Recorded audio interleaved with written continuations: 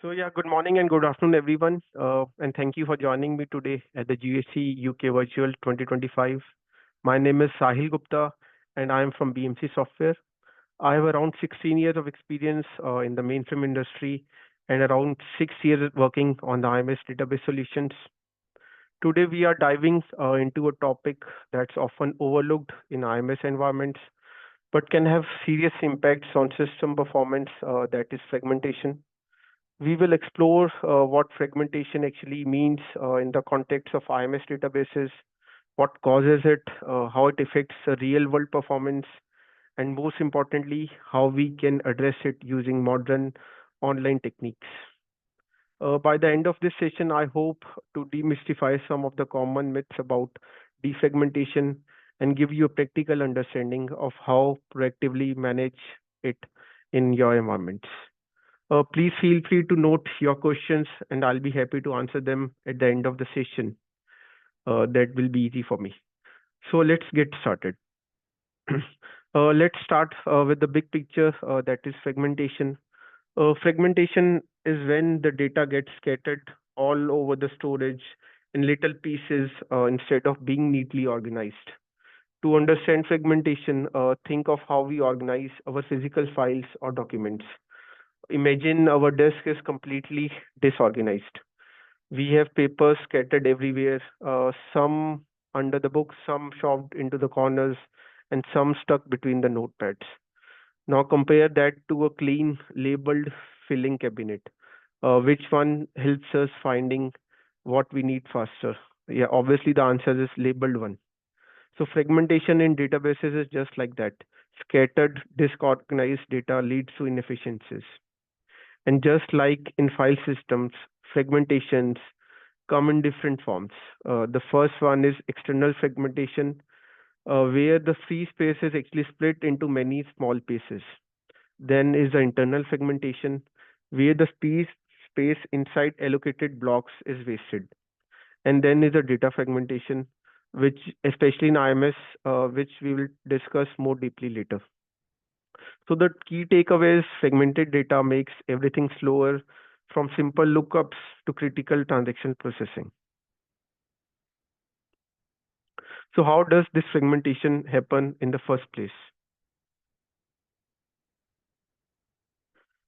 The first is the frequent file changes. When the data is constantly being inserted or deleted, it opens up little gaps in the storage layout. And the second is the variable file sizes. Some records are long, some are short. When the system tries to save them, it fits them wherever it finds a space, which leads to scattering. The third is the limited free contiguous space. Over time, there just aren't enough big empty blocks to store large records. Let me give you a real world example for this. Imagine we download a 1 GB movie, but our disk is only 10 MB chunks of free space spread across it. That movie gets split up and scattered everywhere. And now our system has to work 10x harder to read it back. That's segmentation in a nutshell. Let's start with the external fragmentation. Uh, this occurs when the free space is available, but it's only in lots of tiny pieces. You can fit large files or records even though technically there's enough space. An analogy I like to use is housing. Where uh, Imagine a street where houses are built, but there are small irregular gaps of land between them. Each plot is too small to build a new house, so the space is wasted. In our case, this causes allocation failures and performance hits, especially when the large segments of data needs to be stored in contiguous blocks, like in the IMS, HDEM or HIDEM structures. Internal fragmentation is slightly different. What happens when the system allocates more space than what is actually needed. Think of it like a packing a small item, maybe a pen or something, into a shoebox. Technically, it's stored, but we have wasted most of the space. In databases, this happens when the block sizes are fixed. but the data being stored doesn't fully use that space. So even though everything is organized, but have still lost efficiency. So over time, thousands of these small weights like adds up to significant loss. Here, where it gets real actually. Fragmentation isn't just a behind the scene annoyance. It has real performance and reliability consequences. First is the data access becomes slower. Users start complaining that the reports are taking longer to generate than earlier. And then the disk IO increases. Our system is literally jumping around more to fetch the scattered data because of fragmentation. Then the CPU goes up. Even simple tasks becomes computationally expensive. Then there's a disk wear out faster due to mechanical movement. In the worst cases, apps may actually crash or timeout also. Here's an example for it. For example, a database query that earlier used to take 2 seconds might now take 20 seconds because the system has to jump all over the disk to fetch that data. The good news is fragmentation is reversible. Defragmentation is a process of reorganizing data so that it's stored contiguously and logically. Think of it like cleaning that messy disk. We don't just throw the things away. We group the related documents, put them in folders, and file them neatly. The tools like Window Disk Defragmenter do this at the OS level, and for the IMS databases, we have specialized utilities that do this in a database-aware manner, and we are going to explore those today. So let's talk about the outcomes. Why bother about defragmenting? The first is the speed. We can boost performance by 30 to 50% using defragmentation. Then is the hardware life. Disk head movement is minimized by defragmentation, which ultimately is extending the disk health.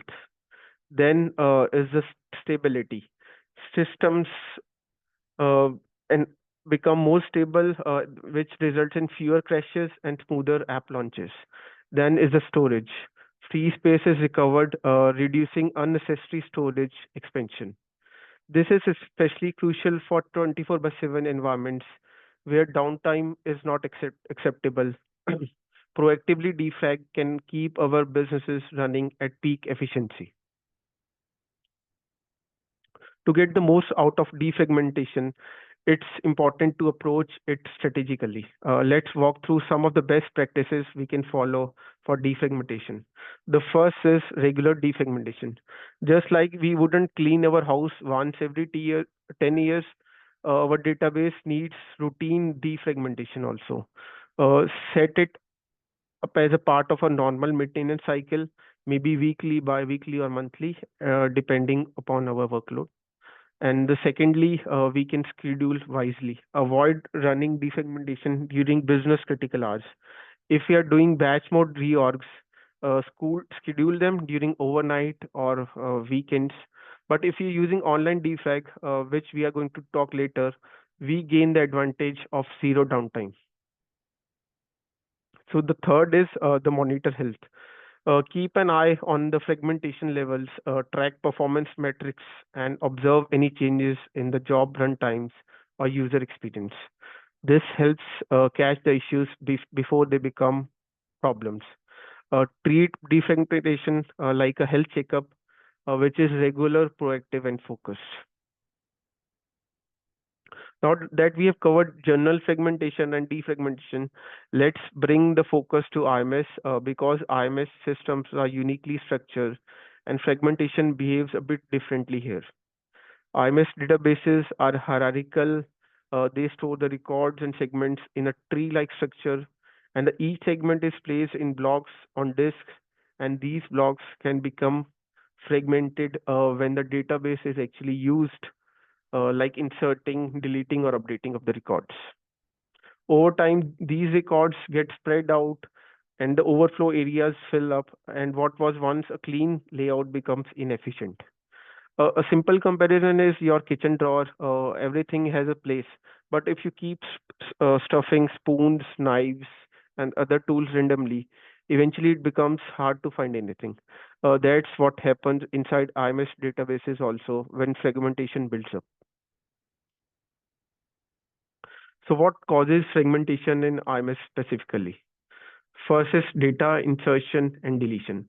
When we insert a new customer record or delete old ones, space open up in odd places, which causes fragmentation. Second is record updates. Say a customer changes their name and it becomes longer now. That record may not fit in the same block anymore and gets moved elsewhere, creating fragmentation in the IMS database. Third is the variable length segments. These are tricky because they grow and shrink dynamically, and if not managed carefully, they also create holes. And the fourth one is inefficient allocation and poor initial design. If our original database doesn't account for growth or doesn't leave space for overflow, we will quickly end up with a mess in that database. And the fifth one is lack of regular maintenance. If the defragmentation isn't part of our plan, we will accumulate our problems without noticing them until performance actually tanks. An example we often see is a segment overflowing into multiple blocks in IMS database. That system has to work extra hard just to piece together that one record. This adds unnecessary I/O operations and delays while fetching those records. The effects of fragmentation in the IMS databases are not just theoretical, they have real world performance and business continuity problems. Let's break it down. So, first one is slower access times. Our applications will take longer to respond with fragmentation. There will be more I/O operations required. The system fetches data from scattered locations, which adds time and load. Then there will be higher CPU usage required because more cycles are spent now managing inefficient access paths. So higher CPU usage will be required. And there ultimately will be user impact because users notice slower application responses. Continuing to the effects of IMS fragmentation effects, there are increased storage needs also. The fragmented data takes more space than was actually necessary. The maintenance becomes more complex, and the admin spend more time troubleshooting the performance issues. There will be data risks. Sphere fragmentation can lead to data corruption or increased recovery times also. In one internal benchmark, a fragmented database caused a 20% drop in the throughput. That's a big hit for the critical applications because that require high availability. So, how does defragmentation help in the IMS context? First, it physically reorganizes the storage so that data segments are stored sequentially, making them easier and faster to access. Second, it consolidates segments that were once fragmented across multiple blocks. And the third, it reduces the I/O operations, which is great not just for the performance, but also for our hardware lifespan also. And finally, it improves the application response times, which is what our end users care about mostly. This is especially useful in environments where SLAs are tight and every millisecond counts. Let me now introduce one of the most powerful tools we have, which is online defrag. Unlike the traditional reorg tools that require downtime and offline processing, the online defrag lets us reorganize IMS databases while they are still up and running. And yes, that means no outages. It's compatible with the key databases types like HDEM, HIDEM, PHDEM, P HIDEM, and it lets us zero in on the parts of the database that truly need defragmentation. So this means this targeted approach saves time, minimizes overhead, and allows the business to continue uninterrupted. So the for the companies running 24 by 7 operations, this is a game changer. Online defrag actually doesn't replace the existing traditional reorganizing utilities, because those utilities are still needed for reorganizations that require database or space allocation changes, because we cannot do database or space allocation changes along with online defrag. So the key benefits of this online defrag are now clear. First is no downtime. Reorg can happen during working hours, even while the users are connected and processing transactions. Second is minimal user interaction. The tool handles most of the process automatically. The third is concurrent updates. The system remains operational fully during the online defrag. And the last one is smart targeting. So instead of blindly reorganizing everything, it actually analyzes which areas are actually causing the performance issues and target only those areas. So defrag supports only direct databases and not the KSDS ones. The reason for that is KSDS datasets are not supported because they do not create fragmented free space in the same fashion as other access methods. KSDS is a record level access method based upon the index segment size, and as such, insert or delete activities operates on a record level. So this means only a free space that can be recovered is a VSM record, and the VSM reproduce or copy function already recover that internal free space. So that's why the defrag will not help for the KSDS databases. So now let's look at the three modes of reorganization available with the online defrag. Each one serves a different purpose and gives us the flexibility depending upon how precise or how broad our defragmentation needs to be. The first is the record mode. This is the most targeted and efficient mode for defrag. It actually starts by analyzing the database in advance and generating a recommendation report that highlights which specific records are actually causing the performance issues due to the fragmentation. So once we have this report, the system reorganizes only the records that meet our criteria.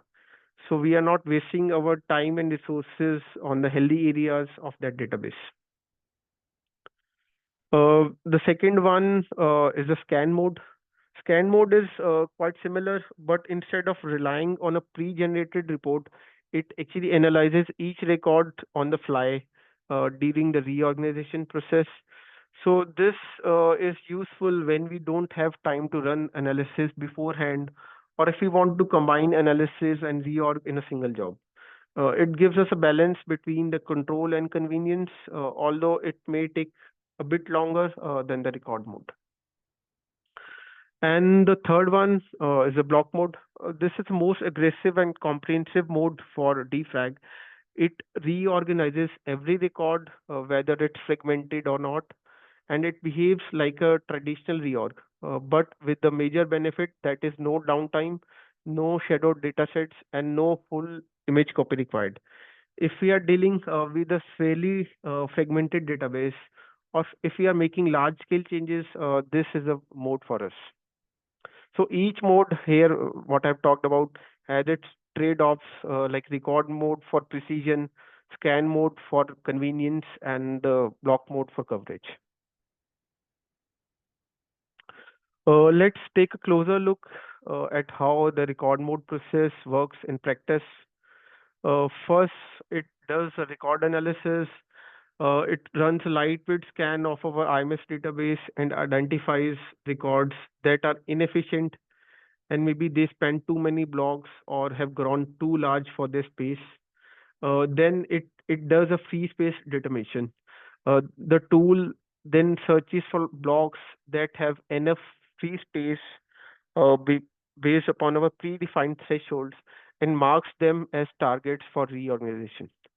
Then it does the online reorganization. During this live operation, the selected records are relocated into these free blocks. This process is done carefully, ensuring no disruption to the database or the users. And the last is the reports review. After the job finishes, uh, we get a detailed report showing what was reorganized, how much space we have saved, and how the block usage improved. So here's a comparison between the scan and the block modes.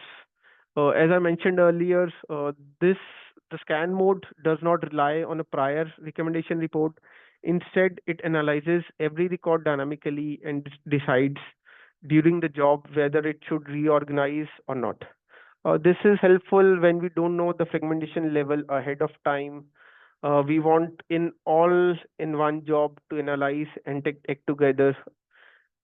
And one note here is due to the high volume of operations, the scan mode doesn't automatically generate the detailed per record reports unless we explicitly configure it. That's required to avoid performance hits or overwhelming of log sizes during the run of the job. Then the block mode is this mode is like a brute force defragmentation. Every record is reorganized regardless of whether it's fragmented or not. It mimics what we have to do in the traditional offline reorg, except it doesn't stop our systems. There's no downtime, and it doesn't require shadow data sets or data unloading and loading. However, for the DBD and space allocation changes, as I talked earlier, we still need to use the traditional reorg offline utilities. Let's walk through a simple example to help visualize uh, what we are doing here. So imagine a single record, as I've shown here in this red one, uh, which is spanned up across five different blocks, one, two, three, and four, and five. Every time the system tries to fetch it, it has to jump to these five locations. That means five times the effort. Now the defrag analysis component runs and says actually this record only needs three blocks if it's stored more efficiently. So this record could be recommended for reorganization. So what happens next? During the defrag, the system relocates that red record into the three adjacent blocks. That means fewer I operations to read it in the future, less disk movement, and better performance for the application which is accessing it. This is a kind of low-level optimization that's up to significantly over time, especially in high-traffic systems. Now let's look at the inner components that power this process behind the scene. The first is the extractor. This component scans our database and pulls out the data it actually needs to analyze each record's layout and block usage. Then is a recommendation selector. It takes the data and applies a logic to calculate which records offer the maximum benefit from the reorganization. So it looks at the things like how many blocks could be saved using the metrics like MBI, which is minimum block improvement, and BIPF, which is blocks improved per file. Then the third component is analyzer. This component actually checks that the selected records meet our defragmentation rules and thresholds and confirms that the space is actually available to do the defrag. And the last one is the online defrag, which is the engine that actually does the reorganization live without affecting our application or taking the systems offline. So each of these components actually works in sync to deliver minimal impact-free defragmentation. So here's how everything connects in this bigger picture. We start with the IMS databases. For example, HDM or HIDEM structure that needs defragmentation. Then we have this DBCTL. This acts as a middleman. It actually processes requests from the application programs and passes them to this online defect function. Next is this online defect function, which is a real where the actually action happens.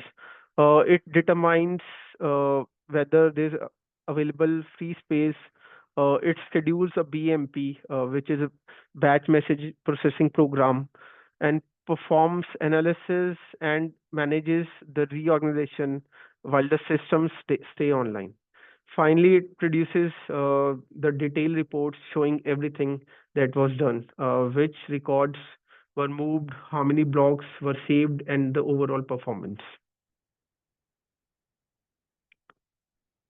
Now let's look about the batch mode of a defrag job, which is a more traditional option. With the batch defrag, you can run a standalone job and manually provide the input, such as which database or segment to analyze.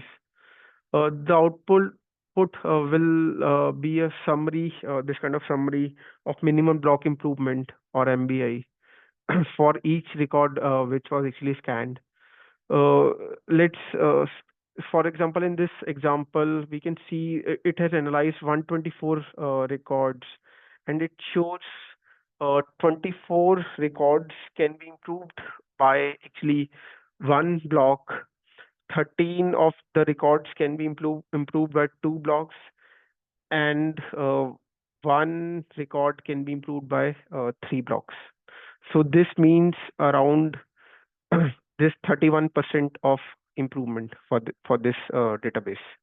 So based upon this, the tool generates the recommendation in the summary, which is whether defrag is recommended or not for this database. The batch output doesn't just tell us how many blocks are used, it also shows us how many blocks will be required after the defrag. That's important for capacity planning and performance forecasting. We'll see some metrics like uh, original blocks usage, how many blocks were earlier used, target block usage after the defrag, so how many blocks will be required after the defrag, and the percent of blocks that will be saved. So earlier the 109 blocks were required. After the defrag, 53 blocks will be required, and we can see 51% will be the total improvement for this. This lets us decide whether it's worth running a reorg for this database or not. And if and for even easier management, there is a UI-based defrag analysis also. First, we run a defrag analysis directly from the UI for a specific database or partition. Using this tab, we just have to click it, and Gen JCL will be generated, and we just have to submit that JCL. We'll immediately see the projected savings here on the UI interface only, and the recommended actions, which is whether defrag is recommended or not for this database. When was the last time defrag analysis was run for that database or partition? And all these things are shown on this one place together. Second is there is a feature called defNL schedule function, this one, through which we can automatically set up defect analysis according to the preferred frequency, which could be weekly, bi-weekly, monthly, or even daily also, across the databases in a recon or a database group level also. Third, we can also activate or deactivate databases for inclusion in the defect schedule using that defNL function. This is handy when we want to control which environments are maintained, and when skipping databases or focusing on high volume prod partitions. So using this function, activate defect analysis, we can deactivate it for particular databases or database groups or even recons also. And finally, the UI includes a new advisory exception system. If a database is heavily fragmented and an exception is raised here, which is kind of a warning, which is actually to recommend whether the defrag is recommended or not for this. And we can generate a GenGCL also jobs from this UI to trigger the defrag in record or scan mode with a few clicks. This makes proactive maintenance fast, easy, and visible. No need to manually dig through the reports or the GCLs. So we can directly just click it and generate a GCL, which is going to generate a defrag GCL, and we can run it. And it is also going to remove this warning also from this database. So let's wrap this all up. Fragmentation is inevitable, just like dust gathering in a house. But by being proactive, we can prevent performance degradation and avoid system instability. Here are the takeaways from this presentation. We can run regular defragmentation. We can schedule it just like backups or log analysis so that the fragmentation doesn't build up in our databases, IMS databases. We can monitor databases performance, especially when the user complaint spike or the batch window slip. And we can use online defrag or batch tools to clean up without disruption. And we can use the UI and automation features to simplify the maintenance required to run the defragmentation. And the result is the faster applications, the lower infrastructure costs, and finally the happier users and the peace of mind for the operation teams also. So thank you so much for your time and attention today. Like I hope this gave you a fresh perspective on the importance of defragmentation in IMS databases and the powerful tools we have now available to do it intelligently. I would like to take few questions, if any of you have for today.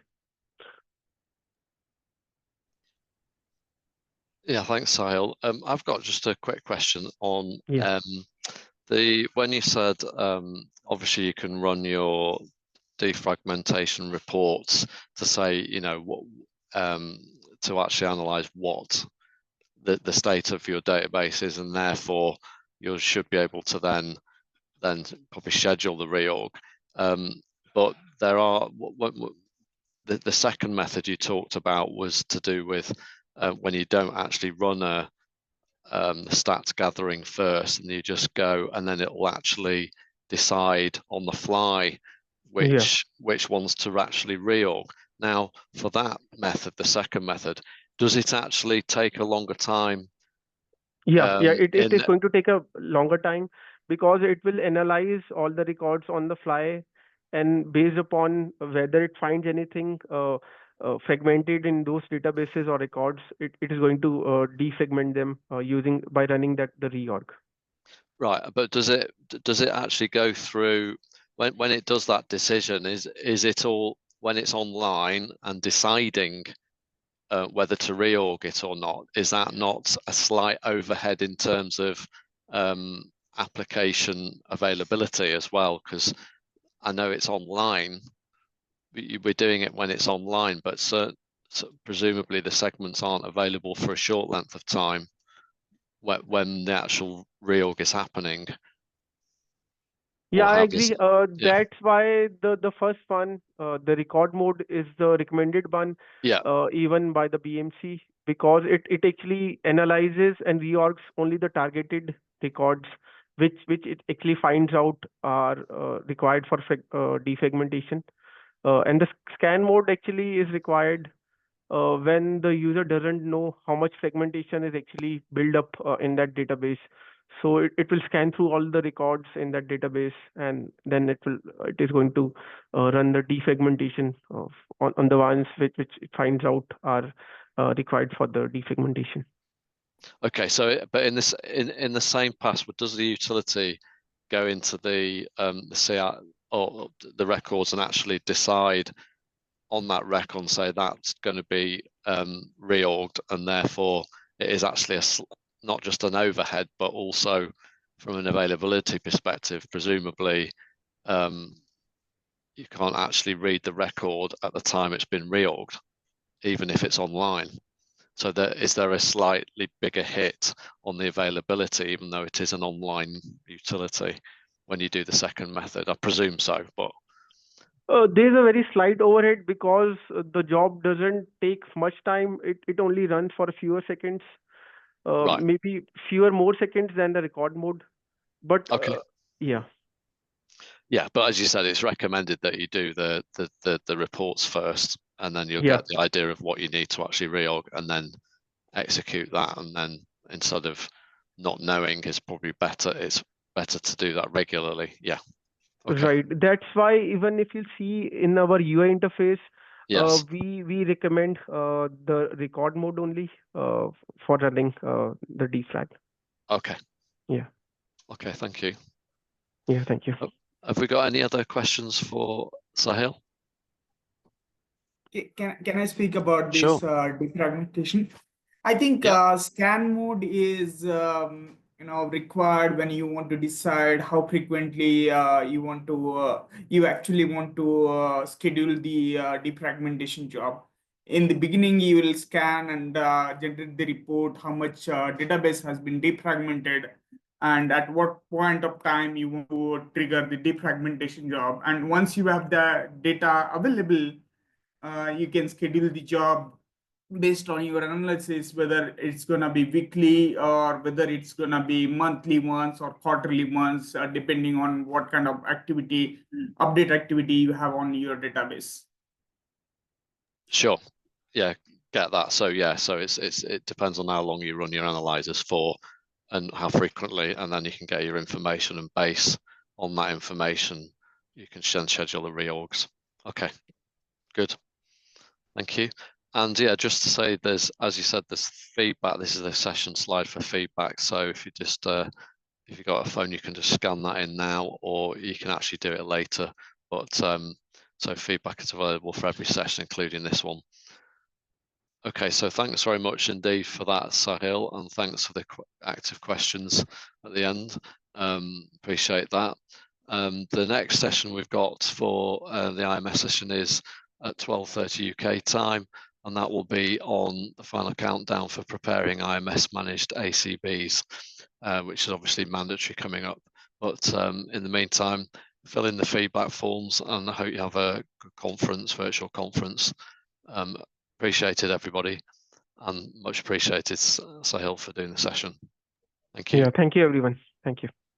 Cheers. Bye.